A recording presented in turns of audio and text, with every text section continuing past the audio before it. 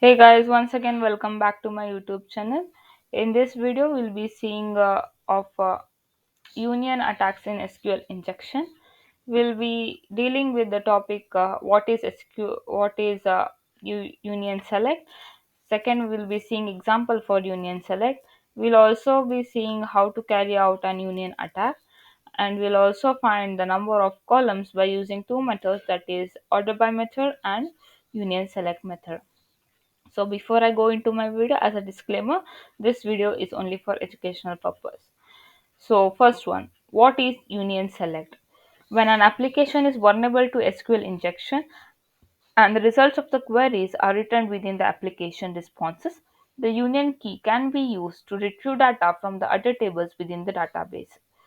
In my previous video, I have even showed you that uh, whether we have how we can find that the whether the application is vulnerable to SQL injection or not. When we just get to know that the application is vulnerable to SQL injection or not, when we get to know that if it is vulnerable, then we'll be finding tables columns tables and columns by using this union keyword. We'll be just seeing it how we'll to find this tables and columns by using this union keywords. Let me give you an example for this. The union keyword lets you to execute one or more additional select queries and approaches the results in the original query.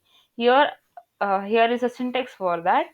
Now he will be using select a comma b from table 1, union select c comma d from table 2. Here, A comma B are the columns from table 1 and C comma D are tables from are columns from table 2. We'll be using from statement uh, in between the union select and the tables, and we'll also specify union select here to match up with two tables, either which table is of that. You can also use this union select to find more than one table, two tables. You can use here again, once again, the union select, and you just write e comma f from table 3, and you can just go on and find the columns. So next we'll see how to carry on an union attack. Before you go how to carry on, you should know, you should need to ensure that your attack meets these two requirements. First one, to know how many columns are being returned from the original query, and second, which column returned from the original query are of a suitable data type to hold the results from the injected queries. Next, we'll be seeing how to find the number of columns. By first method, we'll just go with the order by method.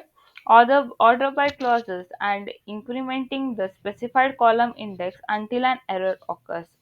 Here, single quote order by one hyphen. Let's assume an example of a table.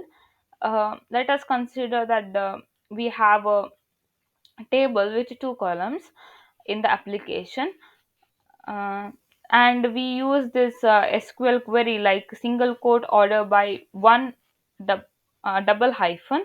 It would directly throw you an error as a HTTP error, or it might be a general error. One of the error is shown in my screen, that is HTTP error as an internal server error. By the same way, when we use the same query like single quote order by two double hyphen, it would give you a result. As I have told you that it has two columns, so it matches 2 is equal to 2, so it gives you a HTTP 200. Okay, so next we'll be seeing union select method.